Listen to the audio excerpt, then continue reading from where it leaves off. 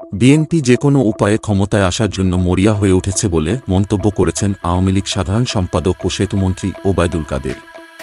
তিনি বলেন, তাদের বিএনপি নেতারা হিতাহিতজ্ঞানশূন্য হয়ে পড়েছে।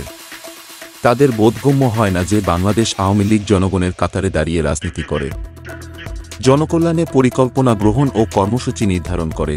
ওবায়দুল কাদের বলেন, বিএনপি গণতান্ত্রিক আন্দোলনে ব্যর্থ হয়ে সরকার বিরোধী তথাকথিত আন্দোলনের নামে সন্ত্রাস সহিংসতার পথ বেছে নেয়। বিএনপি ও তার দোসরদের সন্ত্রাসী ও ক্যাডার বাহিনী সরকারের পথচলা এবং দেশের উন্নয়ন অগ্রগতি বাধাগ্রস্ত করার লক্ষ্যে অগ্নিসংযোগ ও ভাঙচুরের মাধ্যমে সন্ত্রাসী কর্মকাণ্ড পরিচালনা করে। তাদের প্রধান লক্ষ্যবস্তু দেশের জনগণ ও রাষ্ট্রীয় সম্পদ। বিএনপি গণবিরোধী রাজনীতি করে উল্লেখ করে তিনি বলেন, আওয়ামী লীগ সবসময় জনগণের কাছে দায়বদ্ধ, অন্যদিকে বিএনপি গণবিরোধী রাজনীতি করে আসছে।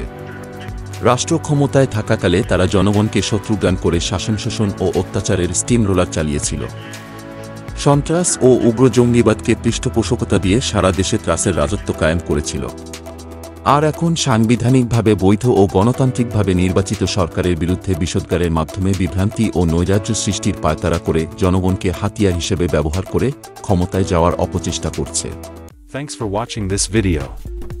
If you subscribe to my channels, like this video, comment and share what you think about it.